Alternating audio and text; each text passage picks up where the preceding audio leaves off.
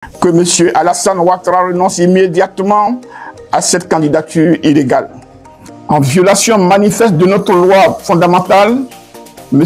Alassane Ouattara a annoncé son intention de se présenter pour un 4e mandat, foulant au pied la Constitution et la mémoire de ceux qui sont tombés pour la défendre. Nous, les centristes, ne pouvons accepter cette dérive autoritaire. Tant que M. Alassane Ouattara persistera dans ce hold-up constitutionnel, notre pays vivra un état de caducité constitutionnelle. Présidentielle 2025, projet de 4e mandat. Après Laurent Gbagbo, le candidat Kakou Gnambo lance un appel à Alassane Ouattara. Renoncez immédiatement à votre candidature illégale. Dans un point presse présenté ce mardi 19 août 2025 à Cocody Riviera, le candidat des centristes, l'ex-député Kakou Gnambo, a tiré la sonnette d'alarme sur la crise institutionnelle que fait peser la candidature d'Alassane Ouattara pour un 4e mandat présidentiel. Il appelle à un dialogue national urgent pour éviter de nouvelles violences. Avec une prise de parole musclée, le leader du parti Les Centristes et lui-même candidat à la magistrature suprême a dénoncé avec virulence ce qu'il qualifie de hold-up constitutionnel du président sortant Alassane Ouattara et pose une condition sine qua non pour sa propre participation au scrutin. Chers compatriotes,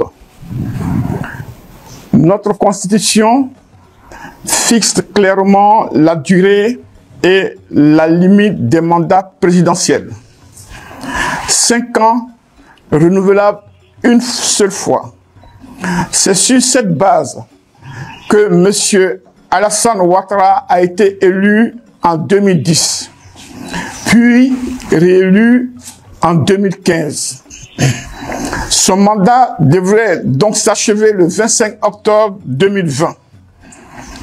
Pourtant, en violation manifeste de notre loi fondamentale et avec la complicité du Conseil constitutionnel inféodé, il a brigué un 3e mandat aujourd'hui en cours et censé prendre fin en octobre 2025.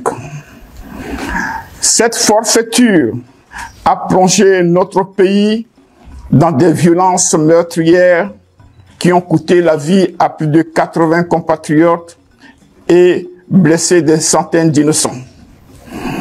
Comme si cela ne suffisait pas, le 29 juillet 2025, M.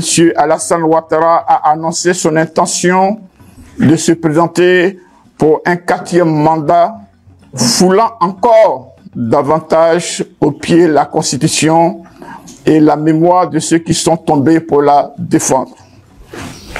Chères Ivoiriennes, chers Ivoiriens, nous les centristes, attachés à l'état de droit, à la paix et à la dignité humaine, ne pouvons accepter cette dérive autoritaire. Une telle situation crée une insécurité juridique majeure. Si la Constitution peut être écartée pour un candidat, pourquoi devrait-elle s'appliquer aux autres? La loi fondamentale ne peut être respectée à géométrie variable. Soit elle s'impose à tous, soit elle ne vaut pour personne. Dans cette réaction, le réquisitoire du candidat Gnambo Kakou est sans appel. Il a rappelé d'entrée que le mandat d'Alassane Ouattara, élu en 2010 et réélu en 2015, devait donc s'achever le 25 octobre 2020. Ensuite, il a accusé le président sortant d'avoir brigué un 3e mandat en violation manifeste de la fondamentale ivoirienne, avec la complicité, selon lui, d'un conseil constitutionnel inféodé. Un acte qui, à en croire Gnambo Kakou, a plongé la Côte d'Ivoire dans des violences meurtrières ayant coûté la vie à plus de 80 compatriotes.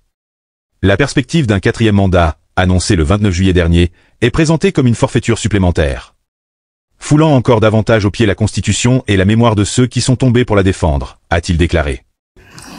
Aujourd'hui, je le dis solennellement, tant que M. Alassane Ouattara persistera dans ce hold-up constitutionnel, notre pays vivra un état de caducité constitutionnelle. Dans ce contexte, nous ne sommes plus sous l'état de droit, mais sous l'arbitraire. C'est pourquoi, au nom du peuple ivoirien, j'en appelle à une seule issue de sagesse, que M. Alassane Ouattara renonce immédiatement à cette candidature illégale. Ce n'est qu'à cette condition que sera rétablie la Constitution dans sa totalité. Et ce n'est qu'aussi à cette condition que je déposerai mes dossiers de candidature pour briguer le suffrage universel. Un ultimatum et un appel au dialogue. Face à cette situation, Kaku Gnembo dit avoir adopté une stratégie à double tranchant. D'un côté, il lance un ultimatum clair. Tant que M. Alassane Ouattara persistera dans ce hold-up constitutionnel, notre pays vivra en état de caducité constitutionnelle. Dans ce contexte d'arbitraire, il estime que les bases légales du scrutin sont compromises. C'est pourquoi, il conditionne son dépôt de candidature officielle au retrait pur et simple d'Alassane Ouattara de la course. J'en appelle à une seule issue de sagesse, que M. Alassane Ouattara renonce immédiatement à cette candidature illégale. Ce n'est qu'à cette condition que la Constitution sera rétablie et que je déposerai officiellement ma candidature, a-t-il prévenu. Mais parallèlement à cette posture ferme, le leader centriste se fait ardent avocat du dialogue. Se réclamant de la culture de la palabre ivoirienne, il appelle à une rencontre entre le président de la République et les responsables de l'opposition.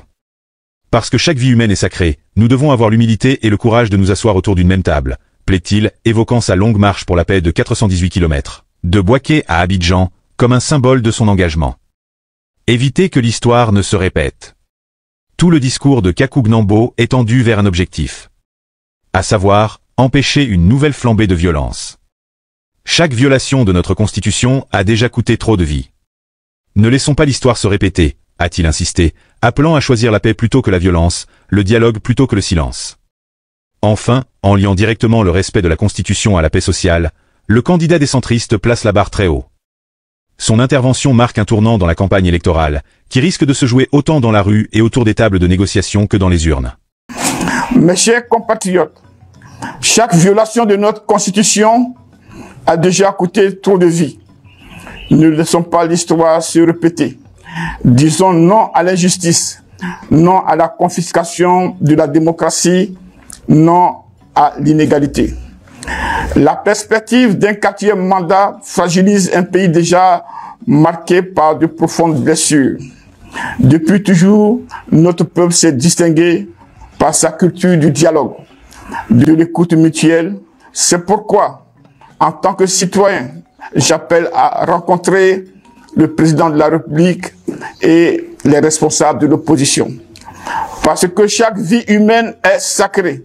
Le président de la République et les responsables de l'opposition devront avoir l'humilité et le courage de s'asseoir autour d'une même table pour parler, pour s'écouter et trouver des solutions qui préservent la paix.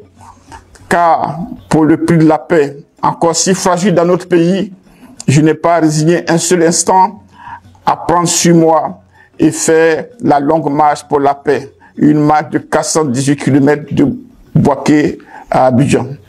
Aucune vie ivoirienne ne doit être sacrifiée. Nous devons ce devoir à nos enfants, à la mémoire de nos martyrs et à la dignité de notre patrie. Notre responsabilité est immense.